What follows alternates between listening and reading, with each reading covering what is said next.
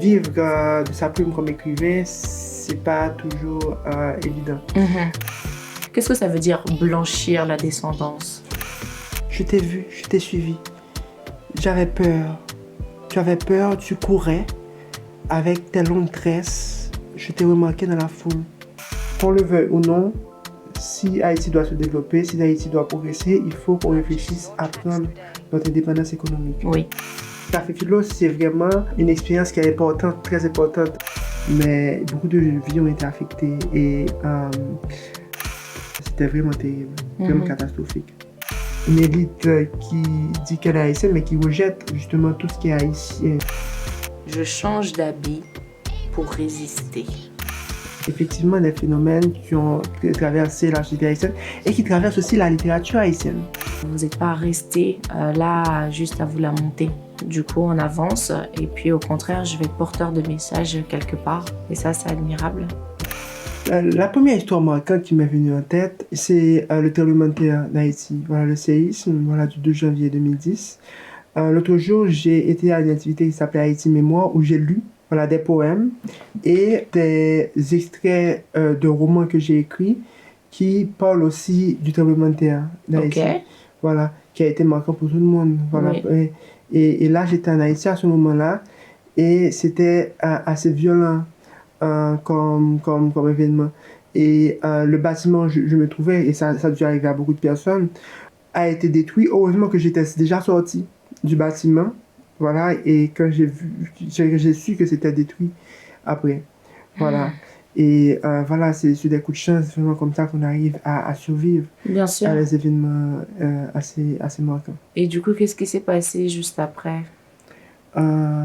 Après, voilà, donc, après le tremblement, quand c'est arrivé, voilà, donc je suis rentré chez moi. Et heureusement, voilà, que je pouvais, voilà, j'avais un endroit où rentrer. Mais beaucoup de vies ont été affectées. Et il y a un moment, j'étais vraiment sur les montagnes. Quand j'étais en Haïti, je regardais le bas de la ville, Port-au-Prince. Il y avait une énorme fumée blanche. Voilà, qu'on ne pouvait même pas voir vraiment tellement. Il y avait des dégâts qui fumée blanche qui portaient des dégâts du tremblement de terre. Donc, c'était vraiment terrible, vraiment catastrophique. Ah oui, c'est traumatisant. Voilà. Et après ça, vous êtes parti d'Haïti, c'est ça? Oui, après ça, je suis parti d'Haïti vraiment juste après le tremblement de terre. Wow. Voilà, Vous êtes parti où? Non, je suis venu à Paris. À Paris, Oui, d'accord. à Paris. Okay. Après le tremblement de terre. Voilà. Et parce que ça avait fait vraiment beaucoup de dégâts. C'est quand même un événement marquant de ma vie et qui est vraiment important. Et aujourd'hui, quand vous me parlez d'écrits que vous avez écrit sur le tremblement de terre, c'est à peu près combien de temps après? 3 ans après. Okay. Effectivement, pendant que j'étais à Paris, je me suis souvenu des événements marquants desquels je pouvais parler. Et tout de suite, voilà, c'est venu un événement marquant très important quand même. Le tremblement de terre. Et donc, sur lequel j'ai pu écrire vraiment une histoire importante. Voilà.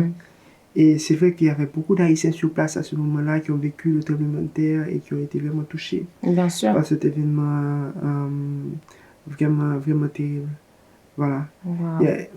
Et vous avez publié ces écrits? Oui. Alors, j'ai un roman qui s'appelle Les racines de la page. Ah oui. On pourrait discuter du titre du roman, Oui. qui a été écrit justement à Paris, me souvenant d'Haïti, de mon enfance, d'où le titre de racines, des racines. Voilà, c'est quand on pense racines, on pense là d'où l'on vient, voilà. Qu'est-ce qui nous a poussé à quelque chose, quelle est notre origine. Et les racines de la page, je veux dire vraiment les origines de mon écriture, qu'est-ce qui m'a poussé à écrire. Voilà. Et donc, je me suis rappelé une série d'événements qui ont marqué mon enfance, mon adolescence. Et je les ai racontés dans ce livre, dans ce roman. C'est un livre très important où je raconte vraiment mon enfance, mon adolescence en Haïti et les événements qui l'ont marqué. Oui. Voilà. bien que je ne le fais pas que de manière tragique. Oui, oui. Et voilà, et donc il y a pas mal de jovialité aussi dans ce roman. Il y a pas mal de gens, de connaissances qui ont lu ce roman, de lecteurs qui m'ont dit qu'ils ont ri en Ah, lisant le roman, et ça n'arrive pas souvent oui. qu'ils rient en lisant une histoire. Et voilà, c'est vraiment important de ça parce que je parle pas mal de choses assez comiques, ironiques aussi, comme par exemple le carnaval haïtien. Ok, le rara? Le rara aussi, voilà, Ok. effectivement, je parle du rara, du carnaval haïtien, le rara aussi, euh, parce que c'est aussi des éléments importants de la culture Bien haïtienne, sûr. voilà, et voilà, et qui sont festifs, Mhm, voilà, et qui sont aussi à l'origine, ce sont des sujets très importants qui mhm, me traversent et que j'aimerais exprimer mhm. aussi. Clairement. Non, mais Voilà. il en faut, c'est super. On va aller voir ça et de toute façon, on peut le commander aussi sur Amazon Prime. C'est Exactement, ça? oui, on Ok, peut le commander sur top. Amazon. Voilà. Génial. Bah déjà, merci pour l'histoire marquante. C'est tragique, mais en même temps, je vois que vous en avez fait quelque chose de positif quelque part. Pas l'événement, hein, mais vous n'êtes pas resté là juste à vous lamenter. Au contraire, vous avez resserré les manches. Bon, du coup, on avance. Et puis, au contraire, je vais être porteur de messages quelque part, au lieu juste de me lamenter sur le sort qui a été tragique, quoi. Et ça, c'est admirable. Mhm, Mhm, voilà, exactement. Voilà, d'habitude, on se lamente trop aussi. mhm, Et j'ai eu cette idée-là en tête que euh, trop souvent en art et en littérature, on exprime vraiment la tristesse, voilà, mhm, ce qui est leur moyen, ce qui est tragique. Et je me suis dit que c'était l'opportunité quand même d'avoir un peu d'espace aussi pour le cœur content. mhm, Voilà, un moment de joie, de festivité, pour ne pas, euh, pour que ce soit un roman quand même, une histoire agréable à lire. mhm. Voilà, Bien qui soit sûr. vraiment intéressant pour conduire le lecteur à trouver quand même un intérêt, Mhm, voilà, à lire l'histoire. mhm. Voilà, et comme on disait aussi, parler de comique, parler d'amour, voilà, c'est important aussi l'amour. Voilà, Oui. c'est un moment traversé aussi par l'amour. Je ne peux pas m'empêcher de parler d'amour. Oui, Voilà, c'est un voilà. amoureux. Je suis un amoureux, voilà, voilà, comme je le faisais aussi dans ce premier recueil de poèmes Mhm, que vous tenez en main. mhm. Et voilà, donc je parle beaucoup d'amour aussi. Séquence d'une confusion nue. C'est très mystérieux comme titre. Comment ça vous est venu? Ce titre, effectivement, bon, c'est lié, voilà, un peu à la société aussi, voilà, la société haïtienne, le fait qu'il y a une forme de chaos, de confusion en moi, Ok. voilà, qui est née bah, de ma relation, de mon rapport avec la société. Le fait que c'est cette confusion qui me conduit aussi à écrire. Dans le livre, ce que je fais, Mhm, c'est que j'exprime cette confusion-là. mhm, Je m'exprime mhm, intérieurement, voilà. mhm, Je me, pour dire dans un sens figuré, mhm. voilà, je me déshabille. Voilà, D'accord. c'est quand une confusion nue. Oui, Voilà. oui, je vois. Vous vous mettez à nu, en Je fait. me mets à nu, voilà, Ouais. je me mets à nu, je me déshabille. Mhm, Voilà. C'est un livre, quand même, voilà, quand on commence à écrire spontanément, mhm. voilà, à l'époque, je savais, je m'étais mis plutôt à écrire des rimes, c'est-à-dire de la poésie classique, rimée, voilà, comme on l'a appris à l'école. Et j'avais présenté ces premiers poèmes que j'écrivais parce que j'avais envie de m'exprimer, trouver un Oui. médium d'expression. Mhm. Et je trouvais que l'écriture était un bon médium d'expression pour moi. Oui. Voilà.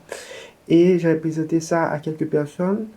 Donc, on m'a présenté à l'écrivain Jean-Raphaël Mincé, Ok. voilà, en Haïti, et Wow. voilà, et qui m'a accueilli, qui était très content que j'écrivais un livre, mais qui me disait que ce serait mieux, bon, parce que la poésie se fait beaucoup comme ça, aussi aujourd'hui, d'écrire plutôt en vers libre, Ok, voilà, oui. comme ce livre est écrit, et Mhm, voilà, c'est comme ça que j'ai travaillé avec lui, mhm. et que j'ai produit ce premier recueil de poèmes, de poésie, Wow. voilà. C'est de là que ça vient. D'accord. Voilà. D'accord. Le fait de ne pas être trop axé sur la technique, Voilà. mais aussi de laisser exprimer cette forme de liberté. Exactement. Wow. Exactement. D'exprimer cette forme de liberté qu'il y a en nous. Voilà. Et effectivement, ces poèmes sont des poèmes qui me permettent d'exprimer encore plus, de m'exprimer plus librement. Voilà. Ça, c'est très, très important. Effectivement. Je peux lire un petit passage au hasard comme ça? Oui. Le blackout. Le blackout a piétiné l'orgie. Pieds en forme de muselière. Dans la foule, j'étais nue. On m'a humiliée. Voilà, c'est ça. Et donc, c'est là qu'on parle de voilà, se dévêtir, voilà, se déshabiller.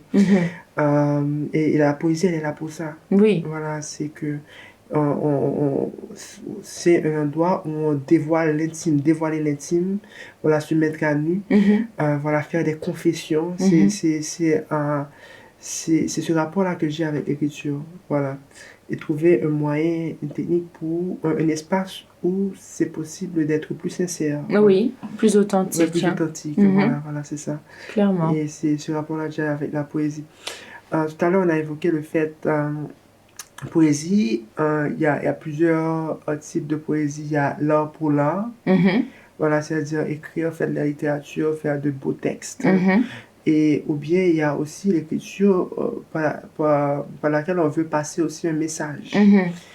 Moi, les deux parties m'intéressent, voilà, chacun à sa mesure. L'écriture n'est pas, c'est pas que travail esthétique, c'est pas que décoratif, un tableau décoratif. Donc, l'écriture sert aussi à passer certains messages sociaux, à dévoiler certains, bon, même là je parlais de blackout, aussi c'est pour ça, c'est parler vraiment des problèmes aussi qui nous traversent. D'où le titre, enfin, de ce poème-là, en tout cas, le blackout. Oui. C'est fort, hein. Oui, la foule, on m'a humiliée. On parle de muselière, d'humiliation, de pitinage.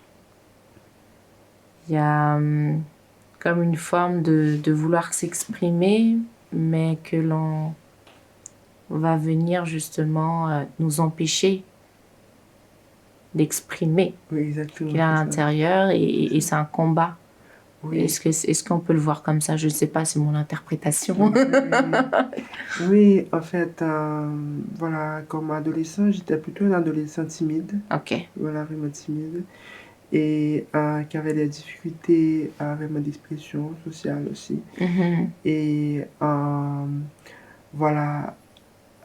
Et le fait que je préfère, voilà, que j'ai trouvé dans l'écriture un refuge. Voilà. Une façon d'écrire, voilà, un moyen d'écrire, voilà, où je puisse vraiment trouver un moyen d'expression. Parce que c'est pas toujours facile de s'exprimer socialement. Voilà. Non, c'est pas du tout simple. Vous êtes également professeur de philosophie. Oui. Quel a été est-ce que vous pouvez nous raconter un peu brièvement votre parcours de l'écriture à en devenir professeur de philosophie à la Sorbonne, c'est ça? Voilà, donc en arrivant, je suis venu en France, voilà, aussi pour faire des études. Et universitaire, j'ai étudié plutôt la philosophie. J'ai fait ma licence, mon master de philosophie à la Sorbonne. Et comme métier, aussi, je m'exerce comme professeur. Parce que c'est pas vivre de sa plume comme écrivain, c'est pas toujours évident. Je suis professeur de métier. Voilà, je travaille pour être professeur de philosophie. Le fait que la philosophie, comme la littérature, il y a quand même des passerelles, voilà, dans ces deux genres-là. Et la philosophie m'aide à penser, justement, questionner, réfléchir sur la société, réfléchir sur moi-même, sur ma présence au monde, qui suis-je, voilà. Que dois-je faire? Il y a l'écrivain Lionel Touillot qui posait cette question-là. Quel usage faire de sa présence au monde? Et c'est une question assez philosophique qui me traverse, à la fois philosophique et aussi littéraire. Voilà. Voilà. Ça touche aussi, oui, des questions existentielles. Oui. quelque part. Oui. Mhm. Des questions existentielles, Mhm. exactement, c'est ça. Et voilà, ma poésie est traversée justement par ces questions existentielles-là.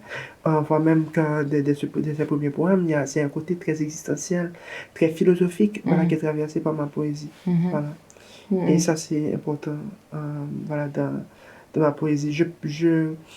Quand je fais de la poésie, je cherche quand même une forme de profondeur Oui. de ma poésie, Mhm. voilà. D'ailleurs, en parlant de profondeur, je trouve que en tant que sociologue, parce que vous êtes également sociologue, j'ai vu l'un de vos passages. Vous vous souvenez?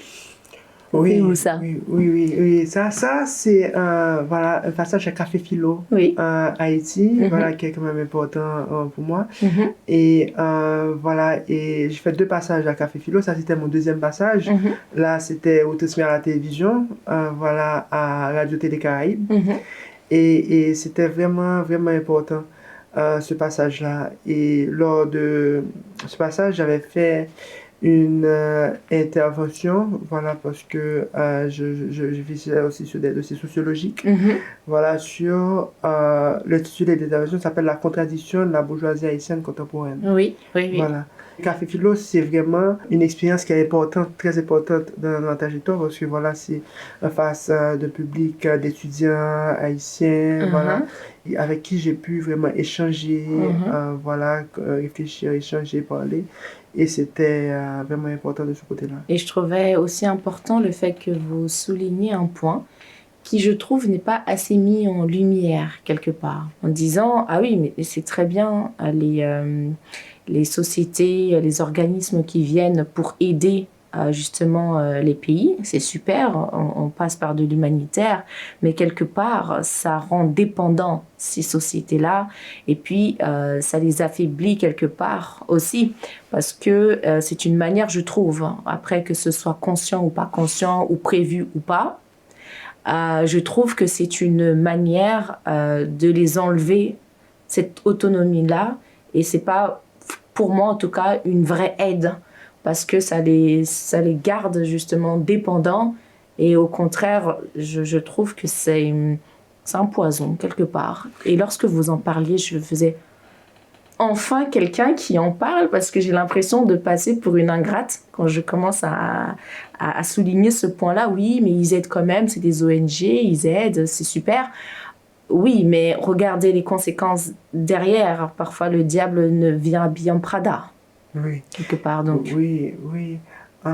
C'est important. Là, je trouve que tu as très bien compris mon propos, voilà, lors de cette émission. Oui. Je te remercie pour ça, d'avoir vraiment compris exactement de quoi je voulais parler dans ce propos-là. Effectivement, Haïti, comme bien d'autres pays dans le monde aujourd'hui, surtout aussi les pays africains, ont une tendance à avoir une mentalité qui n'est pas assez indépendante, justement. Voilà. Il nous faut une mentalité où on devient plus adulte, voilà, plus indépendant. Et dans cette intervention, justement, je défendais l'indépendance économique, qui est vraiment un sujet très important. Okay? Qu'on le veuille ou non, si Haïti doit se développer, si Haïti doit progresser, il faut qu'on réfléchisse à prendre notre indépendance économique. Oui. Je suis arrivé à cette intervention m'inspirant d'une économiste qui s'appelle Dambisa Moyo. Ok. Voilà, Dambisa Moyo, c'est une économiste qui a écrit un livre qui s'appelle Aide fatale. Aide fatale, voilà comment trouver une solution au développement économique africain. Et où elle parle justement de ce sujet-là, okay? Où elle décrit très clairement comment les pays qui sont dans une situation sous-développée économiquement aujourd'hui peuvent sortir de ce gouffre. Voilà. Et si on a une mentalité de coloniser, où on dit que c'est le colon qui doit décider de tout pour nous et qu'on dépend de l'aide du colon, ça n'a aucun sens qu'on puisse progresser, qu'on puisse avancer, parce que le colon est là pour trouver son intérêt. Bien sûr. Voilà, et il ne réfléchit pas à notre intérêt propre. Voilà. Et donc, c'est en nous décolonisant, en prenant notre indépendance, même au niveau économique, qu'on peut réussir vraiment à s'émanciper. Voilà. Et c'est là qu'il y a le chemin voilà, pour notre avenir économique. Dans mes recherches propres, j'ai été un peu plus loin, pensant les spécificités locales, voilà, de cette indépendance économique et de cette mauvaise tendance de l'élite politique et économique haïtienne qui, justement, a une mentalité un peu trop dépendante par rapport à l'étranger. Il n'y a pas cette mentalité-là où ils doivent penser pays, penser relèvement de la nation haïtienne elle-même. Et donc, c'est une élite quand même qui se laisse acheter Oui. facilement voilà, par l'étranger. Ce qui était intéressant dans le parcours de ma réflexion, c'est un livre écrit par un intellectuel haïtien, très important aussi, qui s'appelle Jacques Roumet. Voilà, Jacques Roumet a écrit un livre qui s'appelle Analyse schématique, qui parle justement de ce même phénomène-là, où la bourgeoisie haïtienne de cette époque-là, et c'est très important, avait une mentalité de coloniser. C'est un problème qui est traversé aujourd'hui par la société haïtienne et c'est important de rappeler ceci. Nous devons trouver une solution commune, voilà, et pas en pensant simplement les intérêts de l'élite politique et économique, pas simplement les intérêts de la bourgeoisie, mais en pensant pays, en pensant société. Voilà, une pensée société qui s'émancipe. Il y a aussi cette émancipation liée à... parce qu'il y a pas mal de racisme, quelque part, mais liée aussi à son identité, aussi. Parce que vous parliez de bourgeoisie. Est-ce que cette bourgeoisie-là, est-ce que c'est pas des descendants des colons quelque part, ou est-ce que non, il y a tout un mélange avec le peuple aussi haïtien? Parce que moi, j'ai entendu des propos par-ci, par-là, de couleur de peau également, qui va être liée à une certaine élite ou autre. Enfin, donc, est-ce que vous pouvez approfondir un peu ce thème-là? En Haïti, voilà, traditionnellement, il y a effectivement des discriminations liées à la couleur de peau. Voilà, à la couleur de peau. Il y a une élite, voilà, qui c'est traditionnellement construite, voilà, on appelle mulâtre, voilà, et qui fait une distinction, voilà, de classe sociale, voilà, qui inclut justement des différences basées sur l'apparence sociale, voilà. Et ça, c'est vraiment un travers sociologique d'Haïti et que je traite aussi, que je parle de contradiction de la bourgeoisie haïtienne contemporaine. Voilà, c'est une élite qui dit qu'elle est haïtienne, mais qui rejette justement tout ce qui est haïtien dans leur apparence, voilà, que ce soit dans la langue, voilà, que c'est-à-dire le créole qui est rejeté, voilà, l'apparence physique, c'est-à-dire la notion de la peau. Effectivement, c'est des caractéristiques de l'élite haïtienne. D'accord. Voilà, et qui est lié justement à une mentalité de coloniser. Et donc, ça crée justement des séparations de classes sociales entre les Haïtiens et plus de difficultés pour que les personnes qui sont de classes défavorisées puissent faire une forme de mobilité sociale, voilà, et arriver à des échelons plus élevés dans la société. Voilà. Donc, ça fait partie aussi de mes critiques. Voilà. Dans l'Haïti où j'ai grandi, voilà, voilà, j'ai connu, voilà, cette expérience-là, ces caractéristiques-là, qui sont des sujets qui traversent aussi ma littérature. Voilà. Et parce que je trouve effectivement que c'est excessif, voilà, ce genre de comportement. C'est excessif et puis c'est dangereux. Aussi, ça casse cet espoir d'unité, quelque part. Ça crée des séparations comme ça, rien que par rapport à la couleur de peau, qui va jusqu'à des classes sociales. Parce que c'est injuste, parce que on va dire, bon, la personne qu'on va qualifier de mulâtre quelque part, il n'est pas forcément riche. Mais du coup, comment le croire quand il va dire effectivement, je ne suis pas riche? On va dire, bah si tu es riche, rien que par ta couleur. C'est vrai. C'est vrai. Effectivement, voilà. Et c'est très vrai ce que tu dis. C'est que ça crée vraiment une marque, une séparation qui est très forte, qui est beaucoup trop forte aussi. Parce que c'est difficile de se sortir. C'est vraiment moi, là tu parles de mon expérience personnelle aussi, vraiment. Et effectivement, c'est très marqué socialement que lorsqu'on a une apparence, une certaine apparence sociale, qui est liée aussi à la couleur de peau.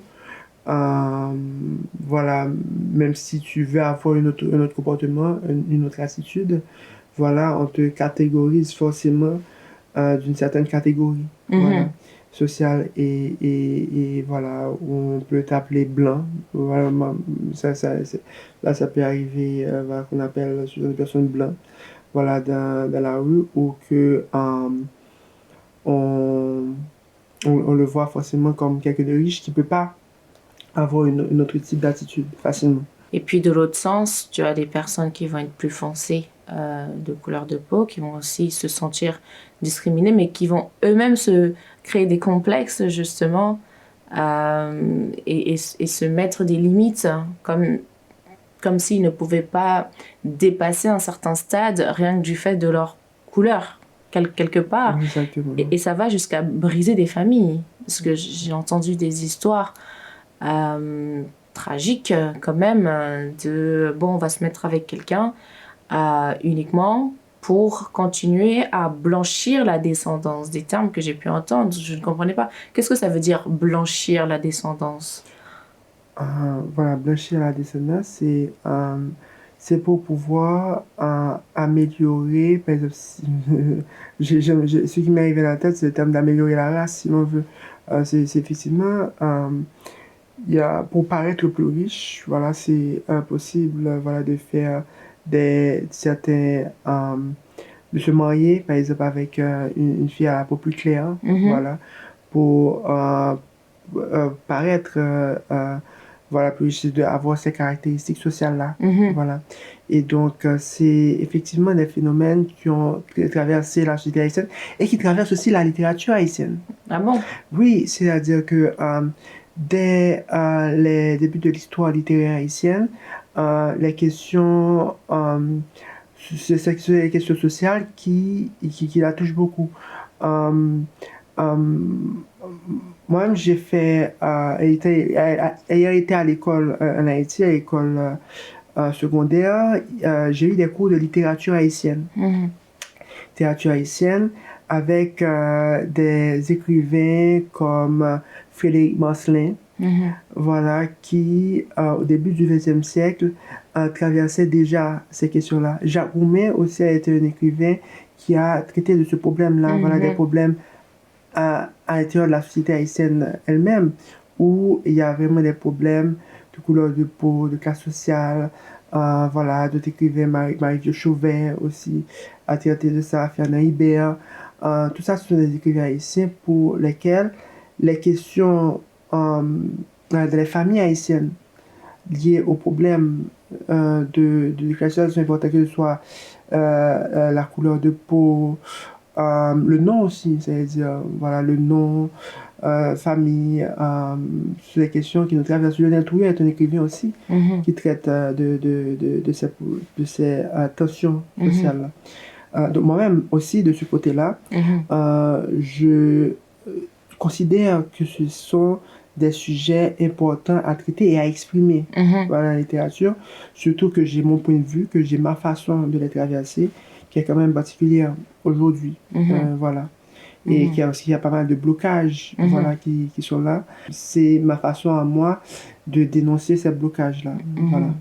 Ah oui, parce que ça crée un gros mal-être. Bien au-delà de l'intellect, il y a des choix de vie qui sont brisés quelque part. Des beaux-pères, des belles-mères qui forcent leur enfant à se mettre avec une personne de couleur blanche Oui. ou très très claire pour continuer à blanchir ses descendances. Et donc, il n'y a Oui. même plus le choix du partenaire donné à l'enfant. Et puis, il y a un mal-être qui se crée parce que comment être fidèle concrètement à son partenaire si c'était un choix uniquement pour la race, etc., et pas un choix du cœur. Ça brise, hein. Ça brise. Et je trouve ça admirable justement des personnes comme vous d'en parler et d'évoquer ces points-là. Maintenant, après, ça revient aux personnes de comprendre et de commencer à se réveiller. Est-ce que vous avez pensé à des projets cinématographiques? Le cinéma, c'est un genre qui m'intéresse vraiment beaucoup. D'accord. Et même dans l'écriture de mes romans, de mon roman qui a été publié, qui s'appelle Les Racines de la Page, Uh-huh. et même de mes prochains romans à venir, Ok. je m'inspire des scénarios de films. C'est-à-dire que je suis un écrivain qui lit ma littérature au cinéma. Mhm. Voilà, donc, au cinéma, il ne faut pas oublier qu'il y a une part d'écriture aussi. Oui. Parce qu'on écrit des scénarios pour un film. Mhm. Et donc, il y a des scénaristes qui sont derrière un film. Et moi, je fais ce va-et-vient-là entre l'écriture du scénario et mon roman. Mhm. Et je m'inspire vraiment des scénarios pour écrire mes livres. Sur ces problèmes de société-là, Mhm. il y a pas mal de films voilà, qui ont été produits, même dans la société haïtienne elle-même, Mhm. qui m'ont toujours intéressé. Des films assez populaires, voilà, comme Barricade, par Mhm. exemple, qui parle des tensions sociales, Mhm. comme I Love You Anne aussi. Quand on fait des films sur la société haïtienne, Mhm. on a tendance à exprimer ces problèmes sociaux là aussi. Et récemment, il y avait le film de Jessica Gineus, Frida, voilà, qui traverse aussi ces problèmes de société-là. Ce lien avec le cinéma et ma littérature m'intéresse beaucoup. D'accord. Voilà, je veux créer ce lien-là entre film et littérature. Pourquoi quitte à écrire des scénarios aussi, pourquoi pas pour le cinéma. Mhm. Et je fais le va-et-vient de mes romans. Euh, lorsqu'on lit mes romans, lorsqu'on a l'occasion de les lire, on peut voir qu'il y a beaucoup de cinéma dans la manière que c'est écrit, la façon dont les images Mhm. sont en mouvement dans le livre. Mhm. Et c'est vraiment une écriture cinématographique aussi que Mhm. je fais. Voilà. Waouh. Alors peut-être bientôt un film, hein, Oui, qui... voilà, c'est ça. Donc, ça m'intéresse beaucoup, ce lien-là. Et il faut savoir qu'il y a pas mal de films qui sont construits à partir de romans. Oui. Voilà, Ah oui. voilà Oui, les oui. cinéastes, Mhm. pour pouvoir produire leurs films, ils lisent aussi des livres. Mhm. Voilà, et que ces livres-là les inspirent Mhm. à créer des films. Et j'espère que c'est le cas aussi pour mes livres. Oui. Voilà, que j'invite vraiment à faire des films à partir de ce que j'écris. Voilà. D'accord. D'accord. Donc j'espère qu'un réalisateur va pouvoir s'inspirer d'un de vos livres pour en faire un film. Ça, ce serait Oui, magnifique, ça. ce serait vraiment trop cool que, Mhm. voilà, de faire un film à partir de mes livres, de mes romans. Mhm. Le genre romanesque, le roman, Mhm.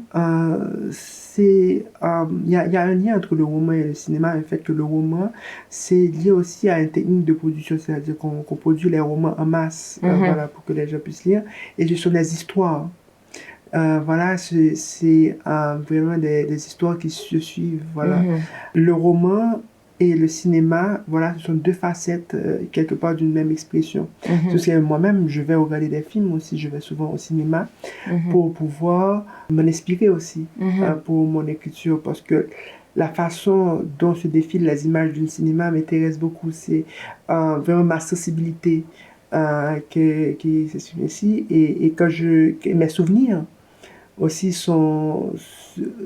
voilà, mes souvenirs paraissent ainsi aussi. Mhm. C'est-à-dire que c'est vraiment une sensibilité, vraiment du mouvement, de l'image, voilà, des gestes.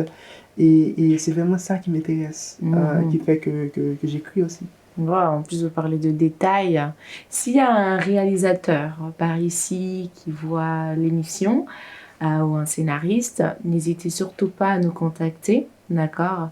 Et de vous inspirer peut-être d'un des romans de Fabien Charles Voilà. ici présent. Oui, voilà, Ouais. c'est ça, ce serait vraiment génial. Ah Voilà, oui, bah oui, de bah voir oui, ça. bah oui, Ce serait trop génial, voilà. clairement. Ouais. Waouh. Qu'est-ce que vous diriez aux personnes qui disent ou qu'est-ce que vous en pensez d'ailleurs, cette célèbre phrase, les intellects ont échoué quelque part en Haïti. La situation en Haïti aujourd'hui est catastrophique. Oui. Elle est vraiment catastrophique. C'est dommage, mais c'est un constat d'échec vraiment total, vraiment de la société. Quand j'étais plus jeune, voilà, je savais écouter Barricade Crew. La Mhm. musique Baïkakou, il y a une musique de Baïkakou qui savait dire Grand Moignon échoué. Voilà. Et j'ai grandi un peu dans cette idée-là, voilà, qu'il y a un constat d'échec général Mhm. de la société haïtienne. Et c'est sinistre, mais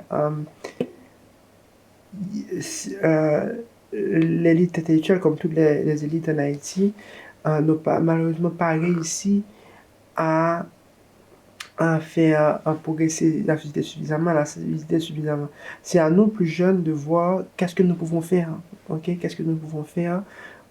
Et même si c'est très difficile, le chemin d'embûche, qu'est-ce que nous pouvons faire pour pouvoir apporter notre pierre à cet édifice-là? Comment réussir à conduire à une certaine forme de changement alors que les générations qui nous ont précédées voilà, n'ont pas réussi à faire avancer la société dans un sens suffisamment positif.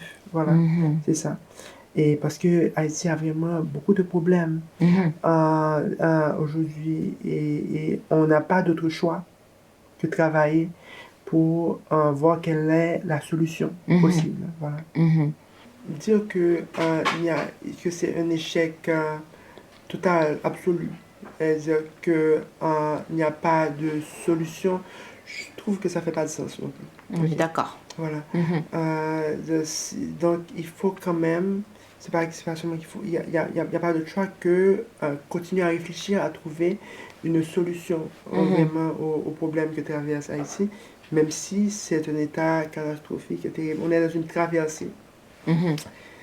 La traversée est difficile, le chemin est difficile, mais je pense vraiment qu'à un moment, on arrivera vraiment à l'autre bout de la terre, c'est-à-dire que on arrivera à une situation meilleure. Mhm.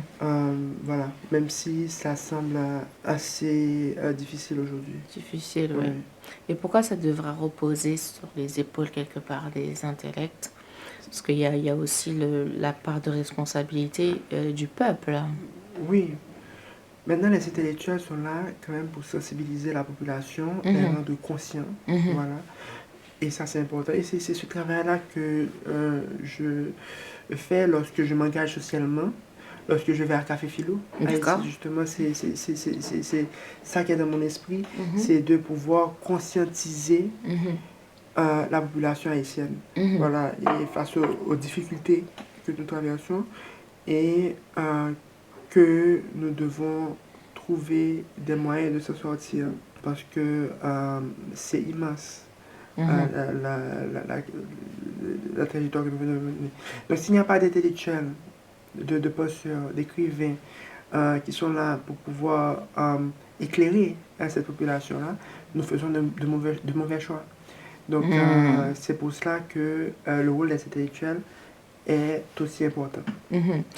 Mais du coup, j'ai une question philosophique. Parce que est-ce que on peut rendre conscient une personne qui n'a pas cette volonté d'être conscient? Est-ce que ce n'est pas quelque part, si on arrive à rendre conscient des personnes, est-ce que quelque part eux-mêmes n'ont pas fait cette démarche-là? Peut-être qu'ils ont besoin d'une aide, bien évidemment, mais est-ce que déjà il n'y a pas quelque chose qui s'est créé chez cette personne pour aller vers cette conscience, cet éveil de conscience-là, qui fait qu'après ça rend possible cette aide-là? C'est comme, est-ce que je peux aider une personne qui n'est pas conscient qu'il a besoin d'aide? C'est un dilemme assez profond, et effectivement, qui traverse notre société parce que c'est une société vraiment qui a besoin d'être éveillée, ok? De comprendre euh, quel, de quel travail, qu'est-ce qui fait qu'elle est dans cette forme de cycle infernal Mhm. où la misère vraiment continue. Euh, ne pas la société haïtienne a elle-même aussi un problème avec les intellectuels aujourd'hui. Ok, c'est pas facile, voilà, quel que soit l'intellectuel, le posture en Haïti, de vraiment réussir à conscientiser vraiment les gens de la population parce qu'ils sont méfiants par rapport aux intellectuels aujourd'hui, très méfiants. Euh, Voilà, et là, ici, quand je parle à Café Philo, voilà, c'est retransmis à la télé. J'ai rencontré des gens qui me disent qu'ils m'ont vu, voilà, les gens de la population qui disent qu'ils m'ont vu à Café Philo. Et ça, c'est vraiment intéressant d'entendre quand même qu'ils sont capables de suivre voilà, une émission voilà, retransmise à la télévision ainsi. Euh, euh, Maintenant, c'est quand même pas facile, même pour les étudiants haïtiens, voilà, euh, y a une méfiance vraiment à propos des discours intellectuels, ce qui fait aussi que la politique haïtienne de ces dernières années est, a connu un fort rejet voilà, des diplômes, des diplômés, rejet des gens qui savent réfléchir. Et c'est à ce problème-là qu'on est confronté. Mhm. Voilà, qui fait que on doit savoir voilà, de quelle façon on peut parvenir justement à éveiller réellement la population haïtienne, à la sensibiliser, à entrer vraiment en contact avec elle. Là, ouais, là, c'est tout un dilemme, effectivement, parce que même le passage sur Café Philo, ou même des émissions ou des livres qui peuvent permettre de conscientiser, je me dis que, par exemple, moi, qui vais aller pour prendre un livre pour lire, ou qui vais aller sur l'émission Café Philo pour regarder l'émission, c'est que, ok, ça va me toucher, ça va éveiller d'autres choses en moi, mais est-ce que le fait même de faire cette démarche-là de moi-même, est-ce que quelque part, j'ai pas une conscience déjà ou qui a été déjà allumée qui fait que Mhm, du coup, je vais mhm, aller mhm, pour regarder parce que le fait de passer sur une chaîne comme Café Philo, c'est super. Mais est-ce que c'est pas des personnes justement qui ont déjà en fait quelque chose d'allumé. Bien évidemment que ça doit continuer, cette aide-là, mais qui est déjà allumé, qui font que c'est eux qui vont aller regarder justement ces émissions-là. Est-ce que le public, justement, qui n'est pas conscient du tout, comment eux, ils vont avoir accès à se dire, bon, je vais aller, est-ce que c'est pas eux qu'il faut atteindre, mhm. justement, je vais aller allumer ma chaîne et aller sur Café Philo, est-ce que ça les intéresse? Comment les intéresser à aller regarder ça? Voilà, et c'est ça. Il y a un engrenage en Haïti qui fait que c'est une situation assez complexe Mm. et qui est très lié à un problème d'éducation. Voilà, un problème d'éducation en Haïti. Et le fait est que il faut savoir que l'élite haïtienne a une mission.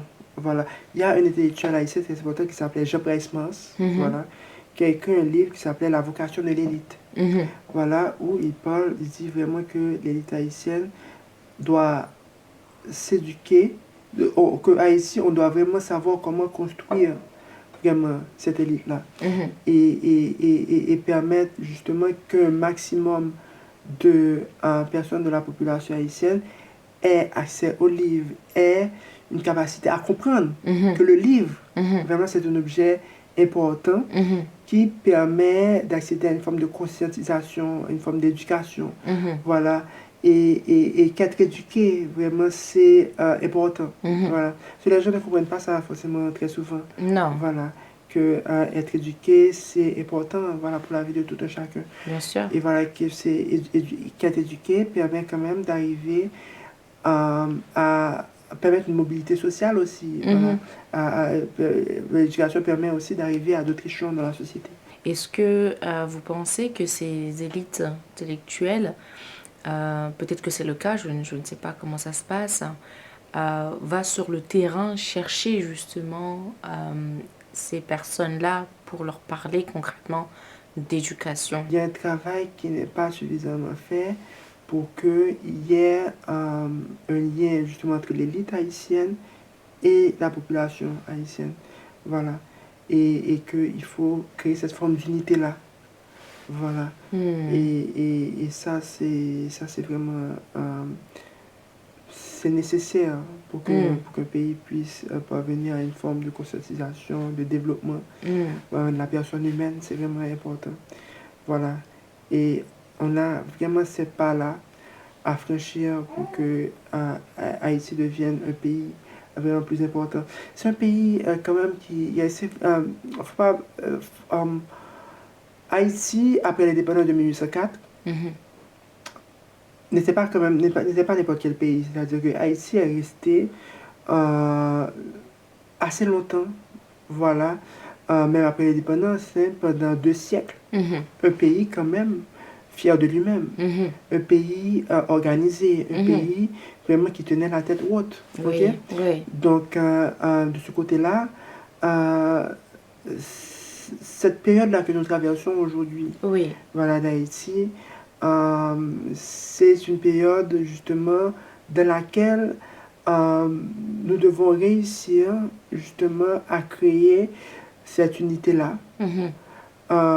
pour que cette élite haïtienne en construction, Mhm. voilà,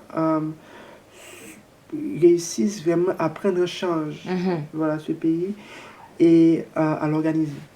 Et à l'organiser. Voilà, c'est ça. Et pour ça, il faudrait aussi avoir un peu plus d'humilité, quelque part, Oui. redescendre un peu et peut-être si le peuple ne vient pas à soi, parce que le livre qui va être posé dans la bibliothèque, la personne qui viendra le chercher, elle aura déjà fait cette démarche-là. Est-ce qu'il ne faut pas aller, justement, c'est pas le livre qui doit aller aux personnes qui ne sont pas conscients, justement, de cette ouverture pour aller vers le livre. Est-ce que c'est pas le livre qui doit aller à ces personnes-là? Ok. Euh, oui, c'est-à-dire que ça demande effectivement de faire une démarche pour aller voilà, de plus en plus à ces populations-là. Mhm. Voilà, pour créer l'échange, voilà, le Mhm. dialogue et permettre justement que la pensée, la littérature soit plus accessible, voilà, Mhm. dans la population haïtienne. Mhm. Donc, c'est cette démarche que je fais pour quelqu'un qui vient de classe sociale favorisée quand même en Mhm. Haïti que euh, je suis quand même très rare, très très D'accord. rare. Oui. Voilà, dans les efforts quand même que j'ai pu effectuer pour faire cette Oui. démarche-là. Oui. Euh, voilà, les gens qui sont nés de classe sociale plutôt favorisée, Mhm. en Haïti ne le font vraiment plus. Ne le font vraiment plus. Et donc, ce sont des gens vraiment qui sont en rupture Mais avec pourquoi? la Est-ce qu'il y société a haïtienne. Pourquoi? C'est la peur? Oui, c'est la peur, c'est vrai qu'il y a ça aussi. Il y a, il y a la peur, il y a les barrières sociales, il y a voilà, le fait que justement Haïti, c'est un pays qui doit se réorganiser Mhm. aussi. Mhm. Voilà. Bon, moi je fais des efforts de mon côté. Mhm. Voilà, bien entendu, il y a encore plus d'efforts à faire. Mhm. Voilà, pour faire que, il y a que vous créez cette unité-là. L'humilité, voilà, dont tu as parlé est importante aussi, effectivement. Voilà, une plus grande humilité de ce côté-là, ce qui est vraiment nécessaire. Mhm. Voilà. Du coup, quelles sont les actions de ta part en termes de projet actuellement, que ça touche la littérature ou le cinéma ou peu importe, que tu mets en action actuellement? Quels sont tes futurs projets? Donc voilà, donc moi je me vois vraiment comme écrivain. Mhm. Voilà, je me vois vraiment comme écrivain et je souhaite continuer à écrire des livres. C'est vraiment un médium, un moyen qui me permet vraiment de communiquer Mhm. mes pensées, mes émotions, Mhm. qui est la littérature. Mhm. Et donc je vais continuer à écrire des livres à Mhm. l'avenir. Je vais Oui. continuer avec des romans. Mhm. Voilà, le roman est un genre vraiment important aujourd'hui, donc je compte continuer Mhm. et en essayant vraiment de travailler pour ma promotion aussi, Mhm. euh, trouvant des activités, des Mhm. événements, Ok.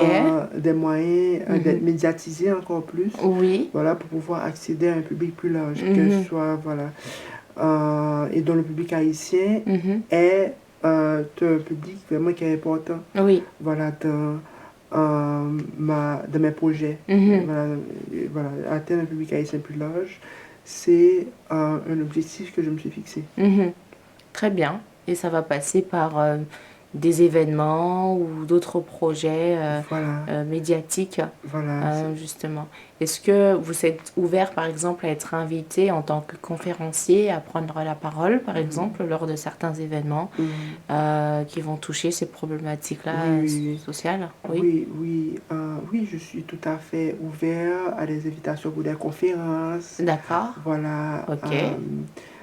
qui touchent à la société haïtienne, pour penser Mhm. la société haïtienne, voilà, où je puisse lire aussi ce que j'écris, des Mhm. poèmes, Mhm. des extraits de romans, Mhm. qui puissent toucher à cette société et sensibiliser. Mhm. Les gens participer, contribuer Oui. vraiment à ce travail-là. Super, top. Et où est-ce qu'on peut vous trouver? Euh, voilà, donc je suis assez accessible, Ok. voilà, sur les réseaux. On peut me Mhm. trouver sur les réseaux sociaux aussi, que ce D'accord. soit Facebook, Instagram. euh, vous pouvez m'ajouter là-dessus. Fabien Charles. Fabien Charles, voilà, Ok. du même nom, et m'envoyer des messages, Mhm. voilà. Et Vous allez répondre? oui, je répondrai, Ah bon? voilà, je répondrai. D'accord. Ok, promis, il répond. Ok, Oui, super. Ok, Fabien Charles, Instagram, Facebook, oui, YouTube. oui, tout à Mhm. fait. Voilà, c'est D'accord. ça. Ok, top. Bon, on va pas demander le numéro de téléphone. On va rester sur les réseaux sociaux. Oui, C'est pour que s'il y a des personnes intéressées justement qui veulent vous contacter, ils puissent avoir justement le contact du réseau mhm, social. mhm. Super. Et ben maintenant on va passer au challenge. Ah, c'est quoi le challenge? Ça fait trop peur, le challenge. C'est vrai? Ouais. Non, non, non. Alors, je vais vous le dire, mais vous avez le droit, comme vous l'apprenez en direct, là, tout de suite, et que vous n'avez pas été prévenu, c'est comme ça pour tout le monde, hein. Et ben, vous avez le droit de refuser, d'accord? Vous avez le droit aussi que l'on change, qu'on fasse une autre proposition. Vous avez le droit aussi de dire oui, allons-y, let's go, allons-y à l'aventure. Ok? Alors, le challenge, vu que vous êtes écrivain, ça va tourner autour de l'écriture. Sauf que là, il va s'agir d'écrire sans écrire. Ah, C'est écrire dans la pensée. uh-huh, Et il y a cet aspect philosophique qui va être mis en avant, justement, mhm, le fait de penser, d'approfondir, et l'aspect anthropologique et le fait d'être aussi sociologue qui va rentrer aussi en amont. Parce que l'idée, ce sera de proposer des actions concrètes de manière très philosophique pour l'avancement de la société haïtienne, tout en surlignant les points qui affaiblissent le pays. Vous voyez un peu? mhm. Donc surligner les points qui affaiblissent le pays en proposant concrètement des actions pour faire avancer le Ah, pays. c'est pas facile de faire ça, Non. hein? Oui, donc je vais devoir improviser d'un seul coup, comme ça? Non, pas d'un seul coup. En fait, on vous laisse une vingtaine de minutes. Une vingtaine de minutes. Voilà, Ok, pour prendre des notes, d'accord. etc., réfléchir. Mais lorsque vous allez passer, vous n'avez pas le droit aux notes. Je vais devoir aux notes. Non. Ah, d'accord. Ah, donc je vais juste improviser le texte, comme ça doit être dans ma tête. C'est tout. Voilà. Ah, Mais pour vous entraîner, bien mhm, évidemment, quand on vous laisse une vingtaine de minutes, ouais, là, vous pouvez prendre des notes. mhm. Bien évidemment, vous prenez des notes, mais c'est juste lors du passage, il n'y a plus les notes. Ok, d'accord. Ok. Ok, j'accepte le challenge. C'est vrai? Allez. Allez, on Ok, accepte. Let's ouais. go. Du coup, ce qu'on va faire, c'est qu'on va vous laisser une vingtaine de minutes avec un stylo et une feuille. Vous laissez réfléchir. Ok. Si vous voulez une petite musique, on peut mettre une petite musique. D'accord? Pour vous détendre, on va vous laisser seul. Ok. Et après, on va revenir et là, on va juste faire le passage devant la caméra. D'accord, ça marche, D'accord? ça marche. Voilà. Donc, le challenge de Fabien Charles, c'est de pouvoir écrire dans la pensée.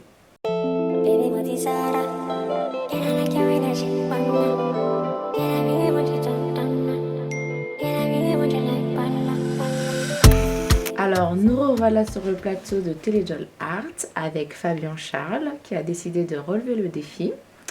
Du coup, bah, on va lui laisser place. C'est parti. Ok. Je t'ai vu, je t'ai suivi.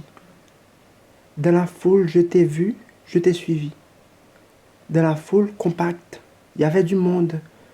Cela transpirait, ça parlait dans tous les sens. Je transpirais, tu transpirais. Je t'ai vu, je t'ai suivi. J'avais peur. Tu avais peur, tu courais. Avec tes longues tresses, je t'ai remarqué dans la foule. Ça bougeait beaucoup, quelque chose venait de se passer, un événement. Les gens avaient peur. Certains parlaient d'une secousse. J'avais peur. Tu avais peur, tu courais. Mais je voulais te consoler. Je voulais me consoler aussi. Parce que c'était assez fort. Mais je continue à te suivre parce que tu m'intriguais. Parce que tu m'attirais, tu m'intriguais. Et j'étais attiré par le mystère que c'était de te suivre. Et j'ai continué à te suivre dans la foule, à traverser cette foule compacte, difficile. Et j'ai pu te toucher. On s'est caressé. On s'est embrassé. On s'est consolé. Je t'ai vu. Je t'ai suivi. C'est très beau. C'est magnifique. Bravo. Merci. Ouais, désolée. Bravo, c'est magnifique. Et du coup, là, vous êtes plutôt parti sur un poème, c'est ça? Plutôt que la réflexion, c'est quoi? Vous avez changé le challenge ou... Ah non, je sais pas. J'ai cru qu'il fallait faire voilà, une courte, voilà, une petite poésie, une petite histoire. D'accord, Voilà. Et qui est traversée quand même par une réflexion, même si c'est littéraire. d'accord, Voilà, dites-moi, j'ai oui. pas voulu changer le challenge. Voilà, comme ça parle voilà, d'un événement qui s'est passé. Et voilà, et j'ai ajouté une touche littéraire Mhm, en parlant de voilà, cette fille voilà, que j'ai suivie, malgré vents et marées, malgré les difficultés rencontrées, mhm, et d'arriver à l'atteindre, mhm, d'arriver à une certaine forme de consolation, une mhm, certaine forme de survie, mhm, finalement, par rapport aux problèmes que l'on traverse. mhm. Voilà. Ok, je vois. Donc, si on part dans une analyse plus philosophique, Mhm, est-ce que, vous me dites hein, si je fais fausse route, hein, mhm, est-ce qu'on pourrait dire que face aux problèmes justement qu'on peut aussi associer à ce qui se passe en Haïti, mhm, face aux problèmes, aux difficultés, et bah, il faut continuer à survivre et à s'accrocher mhm, à cette vie, et à continuer à la suivre mhm. quelque part, et c'est l'une des solutions. Oui, oui, voilà, c'est s'accrocher. S'accrocher à quelque chose. S'accrocher à S'accrocher. quelque chose. Voilà, c'est ça. Donc c'est marrant, du coup vous m'avez eu. Parce que moi qui suis venue avec le challenge d'hier, bon, ça va être un peu plus comme un discours quelque part de solution face à des problématiques en surlignant les faits qui affaiblissent le pays. Et ben vous me donnez une sorte de petite claque quelque part en me donnant un poème où on peut aller dans une analyse beaucoup plus poétique et profonde qui va être, bon, bah, la solution, voilà ma réponse, bah, c'est de s'accrocher et de s'accrocher à la vie, de continuer à la suivre. C'est une manière justement de ne pas s'affaiblir et bah, du coup de ne pas s'affaiblir face aux problèmes et de continuer à avancer justement. Voilà, c'est ça. C'est ça. Voilà. Pardon d'avoir dérangé un peu le challenge. Moi, voilà, j'ai pensé à ajouter une touche plus littéraire Oui. voilà, au challenge. Et voilà, donc que la poésie, voilà, j'ai plutôt préféré éviter la poésie. La Mhm. littérature Mhm. est parfois une meilleure façon, un Oui, meilleur médium pour pouvoir communiquer certaines réflexions, bien voilà, sûr, puisque c'est plus sensible, bien sûr.